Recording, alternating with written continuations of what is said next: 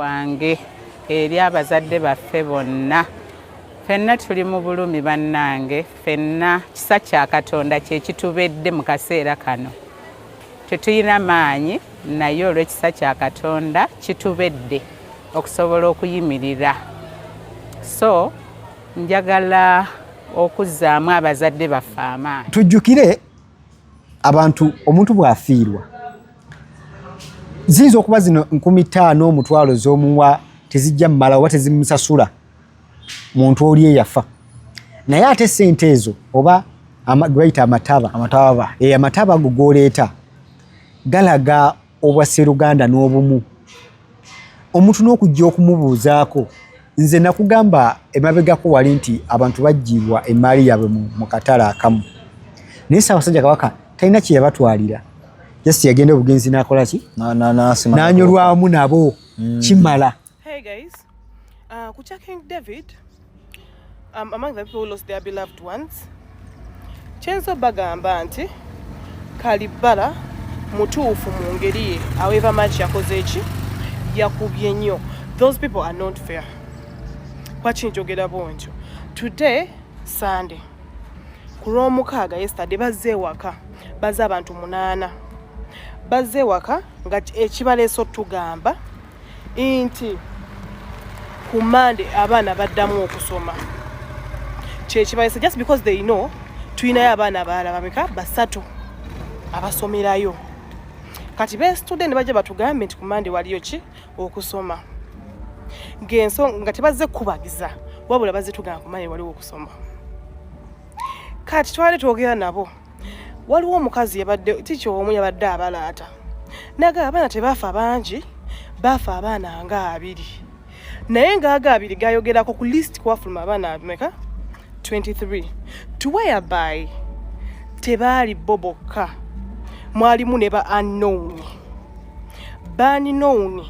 mwe mwali ne sister waffe. Kitegeera. Mu ba unknown mwe mwali ne sister waffe. Naye nga eyatuuka ku ground yagamba bana bangi. Ba unknown bangi bakwata bukwasinga basuule just because they didn't have what names on their uniforms. Naye omukazi najja n'atuula mu ntebe maka g'omuntu. N'atuula mu ntebe nga bwatugamba nti abaana 2 bokka be baafa. Ate abantu abo bakalu. Omanyi otuuka mu maka g'omuntu toyina kyoleese nti oba mabugo nti oba ozze kungubaza n'ogamba musoke munkyajingireko ku simu yange naye erina kyaja ya Phantom maka ga munno. And you want us to be fair, Jemoli? Really? Tebazze na mabugo tebalina kye baleese nti oba omuntu oba ogenda mu nnyumba ya at least wetikayo kantu oba kagaati. Nyingi masomero ag'enjawulo era abantu bangi bavuddeyo mu bino by'okuwanyisiganya ebigambo. Obutakkaanya buvuddeyo era bulabikiddwako nga essomero erimu liinaako abantu abagule okuba linnaalyo. Kati ebyo nayo tubisuubira. Yagenza okuvaayo mu operation ey'okusatu nga afunye omukisa aba Mother's Love essomero preparatory school ekanaaba nga bamuwadde basari yalifuula okuva wonna waanaddirayo okusoma paka bw'anaamala P7. Kati ndabyeko reactions ezimu nga ziri mixed ku video gye nasoose okukola nti omwana temumujja ku King David n'ebirala ebifaanana ng'ebyo. Naye waliwo ensonga si kya basari kyokka era ebyadda tubaali tetugenda kumuzzaayo kubanga osobola you cannot imagine the kind of trauma omwana oyo gy'alimu n'abalala abaawona. Era I don't know naye nkukakasa ebigambo bino nze nnyina mukwano gwange omu yali muliro gw'ebuddo naye yannyumiza baamuzzaayo bazadde be naye yanga even before this n'ebintu bye yannyumiza ebibeerawo otuuka ekiseera n'olaba mubeera mu compound nga muzannya naye n'obanga alaba banna abajjira mu muliro ng'omulaba wali alinga abeetenta mu muliro abaana abamu n'obwongo bwagatta. So kibeera kizibu nnyo desiki obadde otula ne munno nga taliiwo adomu obadde osula ne munno nga teriiwo. Abaana basobola n'okutuuka ekiseera nga bali mu compound bazannya ne bayita erinnya ly'omwana eyafa naye nga bo bamulaba awo. Kati okwewala ebyo byonna ate n'opportunity wejjidde kubanga eyo ku Mother's Love yali asomeddeyo. Buli omu mu bulamu alina ennaku ez'ekijjukizo. kati nno Focus TV yange bazza okufuula ennaku zo ez'ebyafaayo bakwata vidiyo n'okkuba ebifaananyi ku mikolo gamba ng'okwanjula embaga graduations okukyala bano nno tebakoma okwo aba Focus Group yange bakuguka mu kutimba bakola keeki wamu ne juice omuwoomu nga kuno bagattako okukola graphics ne branding ow'ekitongole kampuni oba bizinensi yo era basange ku kitebe kyabwe ekikulu e Kampala ku Jesco Plaza oba basange ku ofisi zaabwe awo ku Focus House mu Tuba ne ku ofisi zaabwe empya ekiboga mu Town Council ku 2nd Street okuliraana Smarton Hotel. Ebisingawo bakubire ku ssimu zaabwe 0757 133 162 oba 0789 020 gwaliko Facebook ne Instagram kebera Focus Group yange ate ku YouTube beba Focus TV yange. Ebron branding bulijjo amasaba ebinimire byononese tubaniriza wena wosinzira okutulaba ali mu East Africa, Uganda yonna ensi yonna nga wosinzira gwe n'ogamba ku bijine ebikutu ojjo gubeeranga ensonga okola kyamaanyi nnyo nga bulijjo leero okomyewo tubambage n'ebigenda mu ggwanga nenga tunagenda nnyo mu maaso na kusaba professor asooka bambulizeko abantu tubambage. Okay, abatulaba ku mikutu gyaffe gino abatugoberera mukola kyamaanyi nnyo era nnyongero beebaza wonna wosinzidde okuba ng'otulaba nga bwe nagamba nti ababeera mu Uganda, East Africa, abali mu diaspora n'okkiriza n'ogamba nti emikutu gino bwe gimpa notification nteeka okulaba Focus TV wamu ne Broad Media atukkiriza nti nno bye twogera bina kibikugatta ate bina kibikugasa ate nga mazima ate naawe atulaba n'ovaayo obudde buno n'olaba n'ogenda ne mu comment section no commenting ng'otukolera ddala kyamaanyi. Nze Ade Wilberforce Kirime Muyanja n'olunaku olwaleero okulaba nga tubambaga mu nsonga ezimu eza wano waffe Uganda wano era zetusimbako amanyi n'essira obugaledde nkya ya leero abazadde batandise okukwata wansi ne waggulu bwemanyi ola ku bazadde ngamba abazadde ba King David abafiirwa abaana abakulira essomero mu kifo ky'okuba budaabuda kati balinga abakudaalira obukudaalizi abaana baafa batono ensonga ezo twalabyeko waliwo ne influence omu ku TikTok okwo ngatanze okugulana ne namwandu Kalibala ndowooza y'omu kwabo abazadde yalinayo akaana kakaziike akayika ebyenda era bamugazako ow'ebyenda si mububi si kuvoola kuba oyo mwana accident ebaddewo bamuteekako ne mu ggwanika olw'okuba ebyenda byali wabweru abaddukize balowooza nti omwana yafudde dda kumbe Mukama Katonda era kyamubiseko akasubi. Kalibala yavaayo n'agamba mbuye omwana we tadda ku ssomero eyo olw'obwongo kale ekifaananyi trauma yatuukako yali mutuuseewo kaawo ba influence abamu natandika omukuba bali mukuba business ya mukazi kuba ssomero ali mukuba ssomero so waliwo n'abazadde abaliwo nsonga egenda okuba n'omukyalo oyo omulala era yavuddeyo n'agamba nti yabadde ali awo ng'alaba abagenyi bajja beeyanjula nti bava ku ssomero okuva ku ssomero bamutegeeza nga taamu bw'essomero bwe baliguddewo era bagenda mu maaso okweteekera ebibuuzo eisoma kugenda mu maaso era olw'okuba ennamba y'abantu abaafa nti bafiirwa abaana 2 era bagamba nti banyumirwa wamu nabo kati omuzadde oli agamba ekyamulumye olw'okuba bakitegedde alinayo abaana abalala bameka 3 yagamba ali 4 omunaafa balinayo omwana omulala alina okuddayo ogenda okukola ki 3 balina okuddayo kati bw'essomero lijja gye bali naye ye kyagamba nti mu Buganda wano wadde abasomesa si kisomero naye walina okubeerawo ko n'obuwangwa oba balina okuba muko n'obuntu ak'obuntu nti ojja otya gye ndi okunkubagiza okay n'otajja kunkubagiza n'ojja kunzijukiza kukomyawo ki nojja okuleeta bizinensi muliwole ennyangu anga agamba nti ate si mwandize ne mutukubiriza ne mutukubagiza ne bwo teyeetaaga bingi naye okujja n'otugamba bannange tunyole wamu nammwe nga kitale kyatukawo kale mu periodi nga tonajja kubagamba nti twazeemu okusoma ofunyeyoko obudde neweesitula n'osobola otuukako mu maka ago oba n'oweereza obubaka tujjukire abantu omuntu bw'afiirwa ziyinza okuba zino 5,000 omutwalo z'omuwa tezijja mmala oba tezimusasula muntu oli eyafa naye ate sente ezo oba bayita amataba amataba ago gooleeta galaga obwasseruganda n'obumu omuntu n'okujja okumubuuzaako nze nakugamba emabegako wali nti abantu baggyibwa emaali yaabwe mu katale akamu naye Ssaabasajja Kabaka talina kye yabatwalira just yagenda obugenzi n'akola ki n'anyolwamu nabo kimala ekiro kiringa ekitono naye kinene kikulaga nti Ebuloni tuli wamu tuyinza oba buli mbeera tuyinza okuva ku seeti kuno negamba Ebuloni nyinamukko ekisujjasujja esimu gy'okuba n'ogamba muganda wange kiki ekiriwo kati obulamu buli butya eyo essimu ezo batereese eddagala watejjanjaba toze kundaba naye eraga okufaayo n'okufaayo okuli eri omuntu oyo kati omukyalo ono ng'agamba nti kyabadde kya buswavu nnyo era kya buswavu essomero okujja ng'omulundi gwe bazze mu maaso gaabwe nga bba abazadde abafiirwa abaana kubajjukiza nti okusoma kuzzeemu okukola ki esomerezemu okusoma tuzzeemu okusoma ye tuli mu kweteekera bibuuzo at the end of the day n'akasente baba bakola ki bakaagala era nendaba ne kavidiyo akalala nga omukyala namwandu ayita akoowoola abazadde abaana baleeta abaana baddemu bakole ki basome era ministry ekimu bakisootinze out naye era mu comment section era tebibulamu nagayi ngaalinga atuduulira ngaalinga akola ki bannaye tukkirize abazadde singa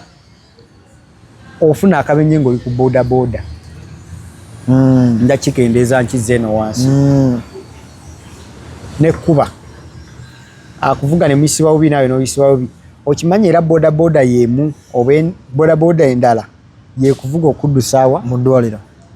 naye singa enkola gye tulimu kati ya defiance ey'okugaana oba ey'okuwakanya twandibadde tugamba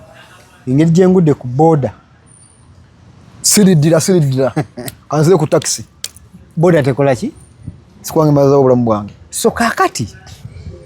ekintu ekirimu engeri bbiri omuzadde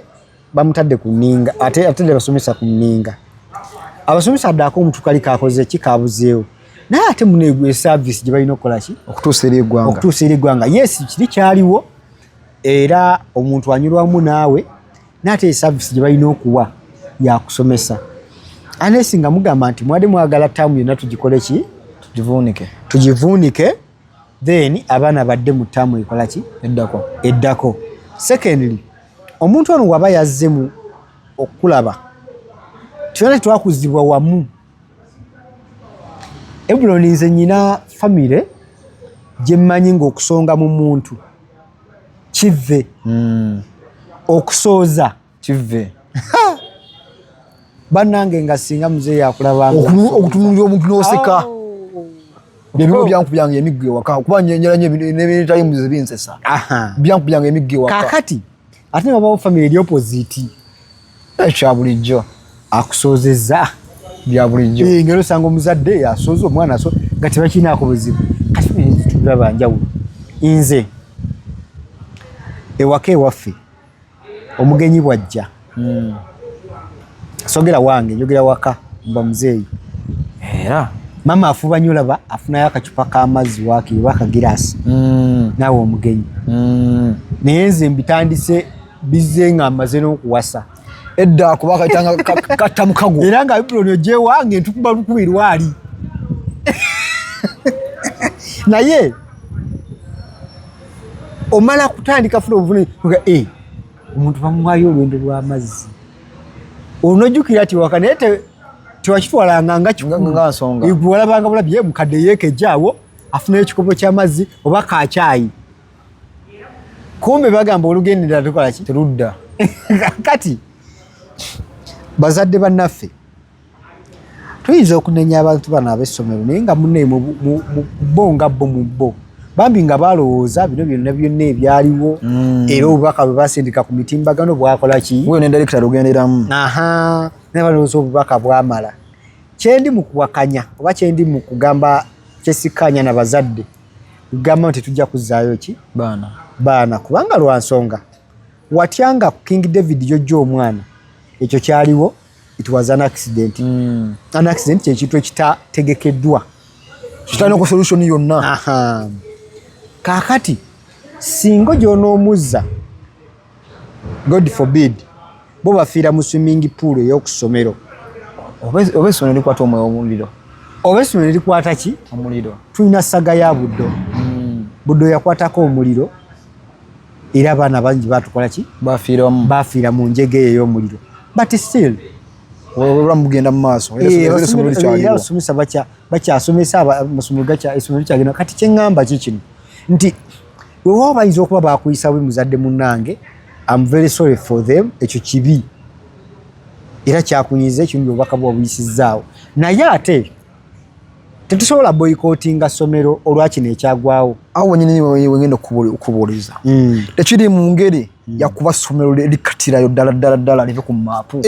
liza okubako abasasuli nga bali kuba bukuba essomero tuyinza obutabuusa maaso competition tulabye competitions nyingi mu masomero ag'enjawulo era abantu bangi bavuddeyo mu bino ebyokuwanyisiganya ebigambo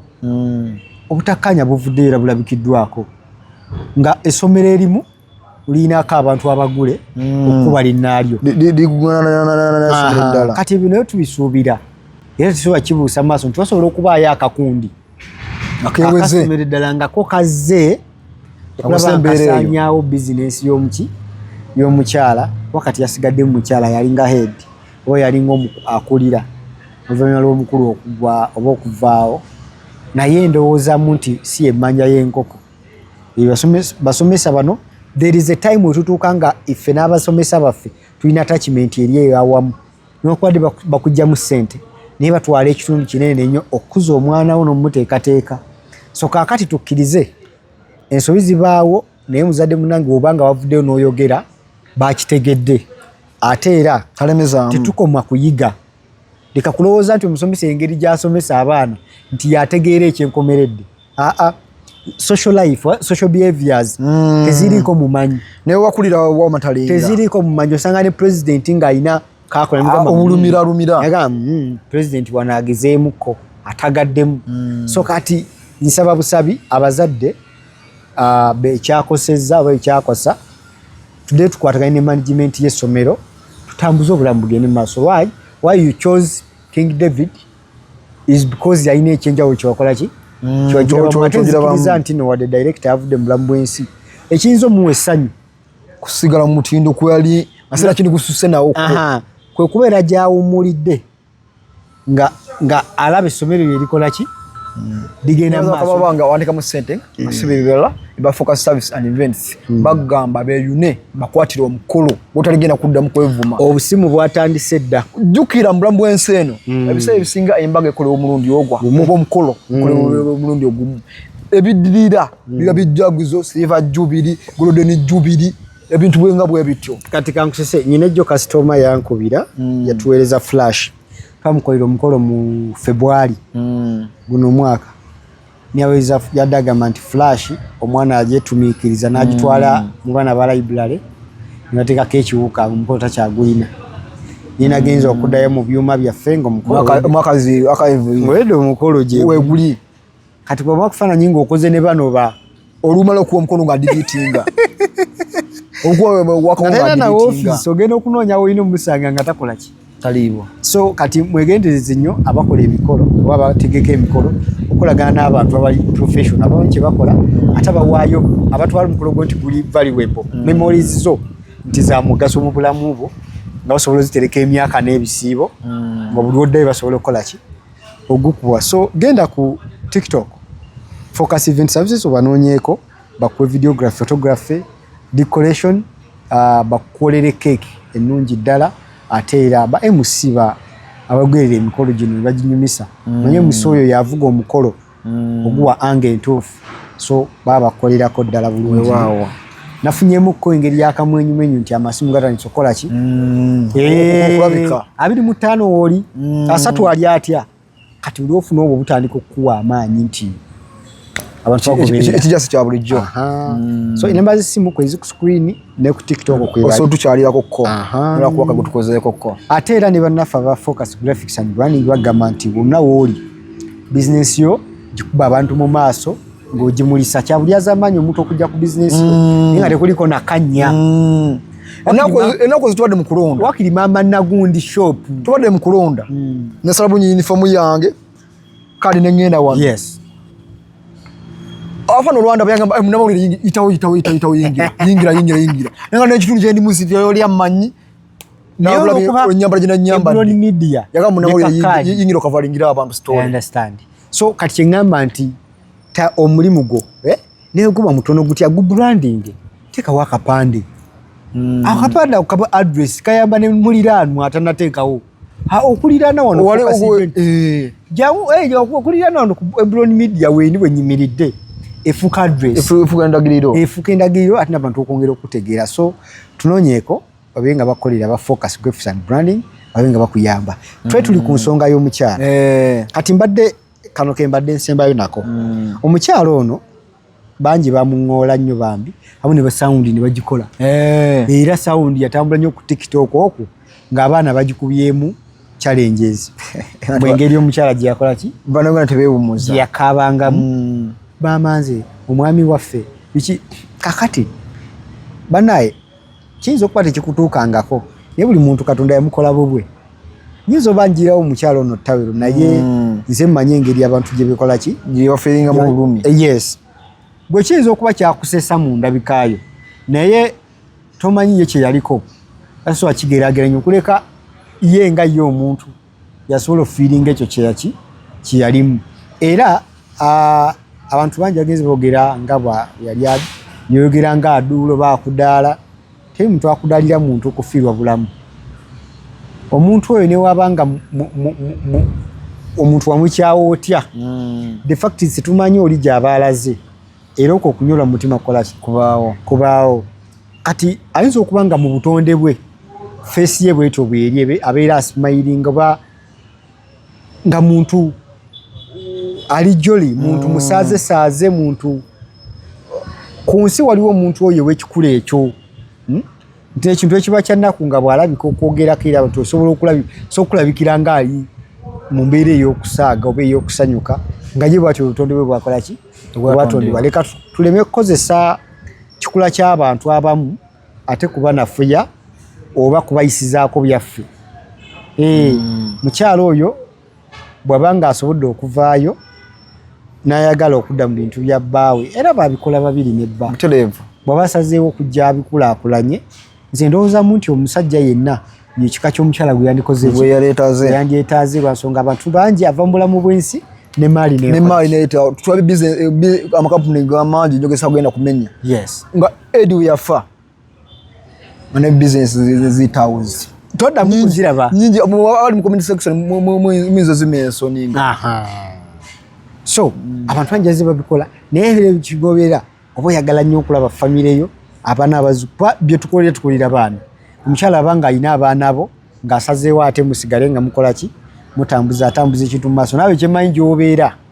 olwo omusajja ngaawo badde mu kunyumizaako muyita Shaka Sali Shaka Mayanja owebyafaayo alina kagamba nti omuntu bw'ofa baziika mubiri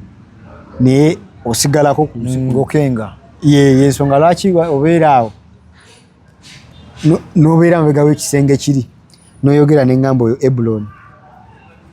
ekyo ekyogera kyo tekifa tusigalawo ku nsi kuno nga tulaba era tulaba buli kimu twekkaanya buli mbeera egendawa mu maaso just guno mubiri gwe bakoze eki